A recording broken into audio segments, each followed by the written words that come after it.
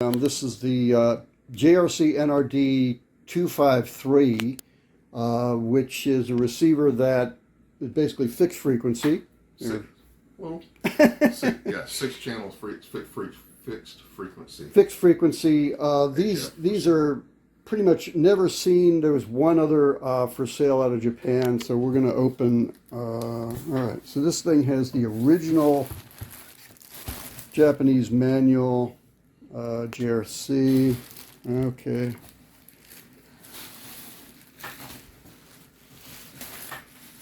And original cable. It's a remote power cable. A remote cable. All right. There's the. Unwrap it while you film. Or? Yeah. Why don't you?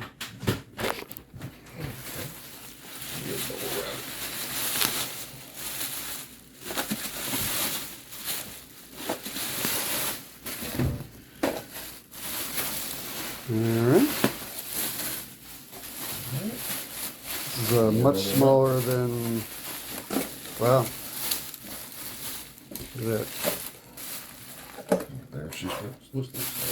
There we go. And there's their receiver tag on there. It's 19 December of 85. 85. Yeah. There it is. This is meant to be installed in a rack. But this one has nice little feet. Oh, it does have feet. Look at that. Yep. So everything else looks like it's. All right. Yep. All right. So much for that. So let's see what the power. Let's see what the cable looks like here. Just gonna show it And the back plug. here. Hang on. Maybe hope. This cable, I don't know what it does. It's got a 5-volt adjust, loop 1, BFO. This is a 253. So Yes. So much for getting it working. just hang on, let me unwrap this rascal because it doesn't make any sense the way it looks. Give it a shot of the front. Oh, sorry. It's got the power connector there, the bandwidth, and also the frequency. That's what it holds.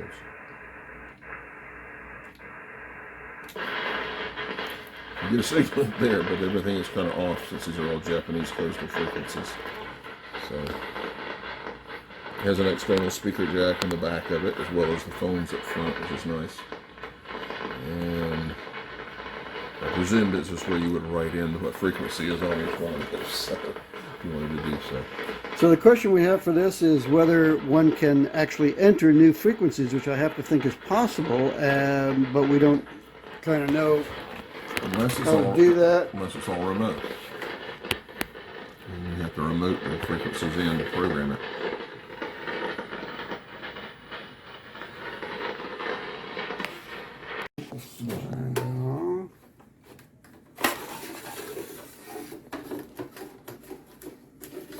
There we go.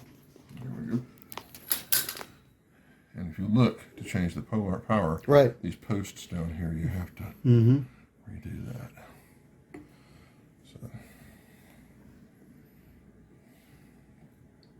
That's a fun. Yeah. Interesting. So currently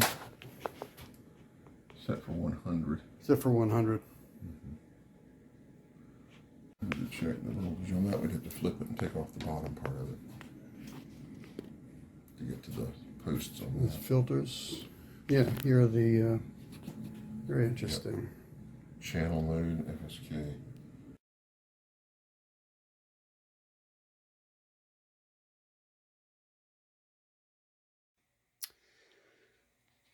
Okay, here's one we don't see every day. This is the Japan Radio Company NRD-253. These receivers are pretty much never seen on the used market. In fact, there were two of them over the last few years, and this one is the one I acquired. They're made basically for coastal and marine use in coastal stations. At one point, the station in Iceland, the Iceland radio, had 15 of these units. along with other JRC equipment. So basically what you have here is, it looks like something that's just taken right out of a JRC NRD 92 or 93 receiver and made into this fixed frequency vertical receiver. So going over the front panel here, you can see the clarifier, two-position attenuator, off, fast, and slow AGC. There's your power switch, there's your volume, there's your RF, there's your BFO for clarifying BFO. Here are your modes. It has only single sideband, so there's no lower upper on this. Single sideband CW, AM or double sideband, and FSK.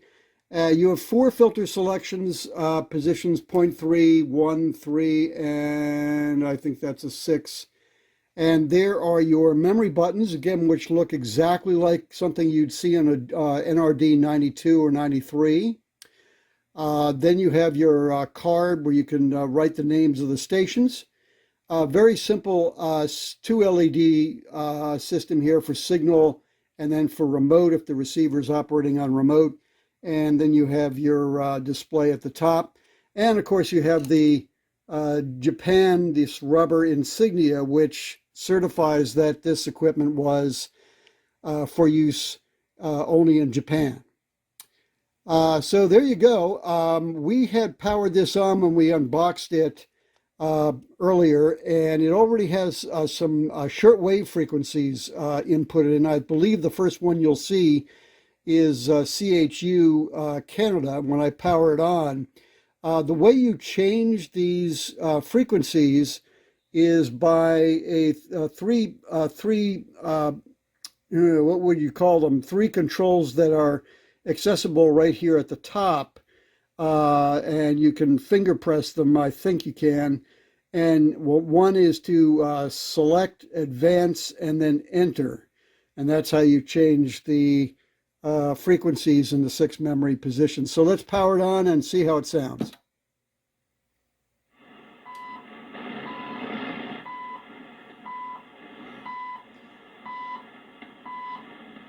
So there you go, that's position 1.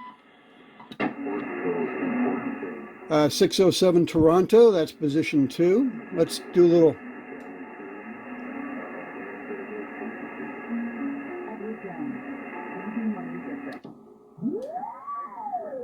Clarifier, I should correct. Clarifier works only in CW.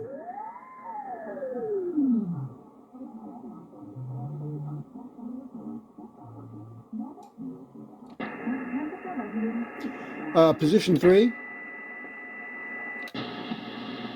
position 4, 5, 6, and you can see that 2 of the frequencies here were already in the receiver. These must be Japan coastal or marine frequencies right here.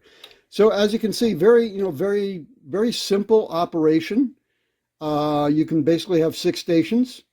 Ones that you always listen to, and you can have them in these modes, and you can manipulate via bandwidth, and you can also, at least in CW mode, you can clarify the frequency. So I'm going to correct myself. Actually, I didn't have the clarifier button on. You can actually use the clarifier control in SSB and CW. So here's CHU again.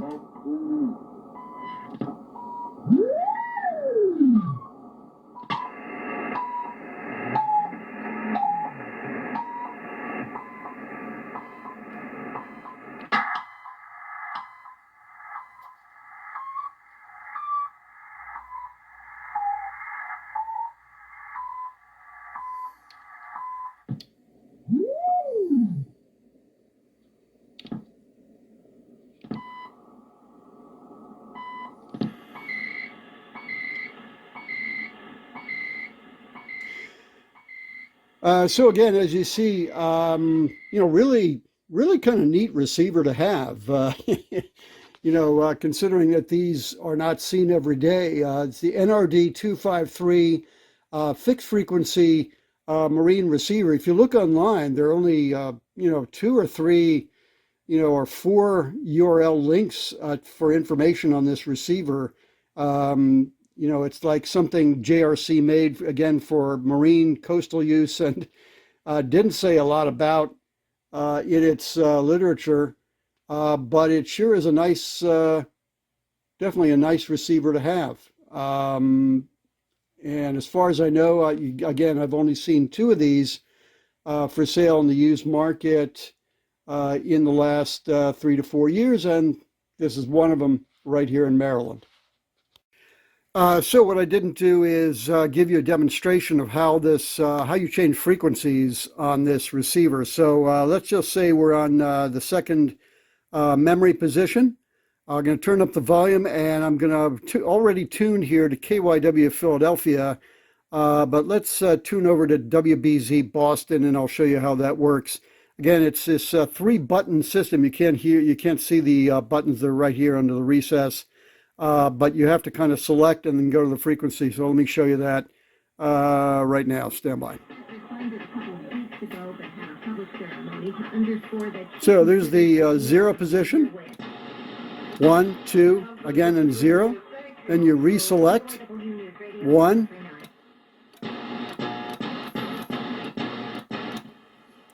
Let's go to next, and we're going to go to 3 for WBZ. And we're set. So there you go. WBZ is now set in that second position with your, if I'm not mistaken, that would be the same. And you can vary your selectivity positions as so. So CHU, WBZ. There's a shortwave frequency from earlier, the 2 Japanese frequencies. Let me show you how that works again. So let me go from WBZ up to WCAU in Philly. All right, so we're going to go to WCAU. We've already got the 1 selected. We're going to advance now. 12, advance to 1. I'm going to put that at number 4, and there you go. There's number, that's a number 4 now. And again, we can manipulate that, go to CW, go to clarifier.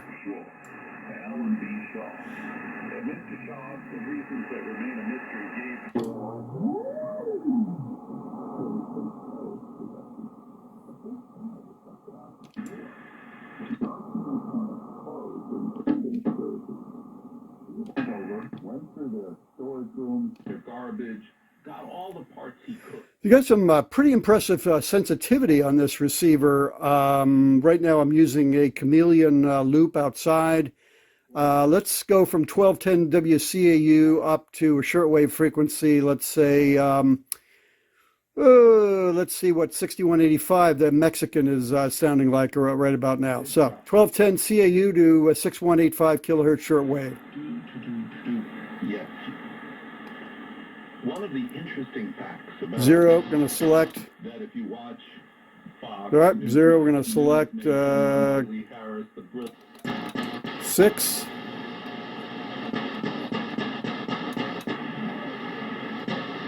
One.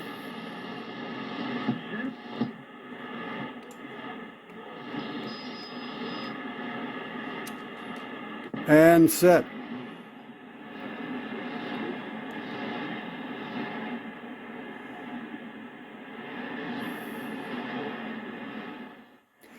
So there you go. It'd be nice if this clarifier worked kind of as a passband tuning control, even in AM mode, but of course that's not what the receiver was made for. But a really nice little receiver to have. Again, 6 memory positions. You can set them for whatever station you want, and you can change them. So it's quite an impressive piece of equipment, an example of the kind of equipment that we're still seeing coming out of Japan in the used market.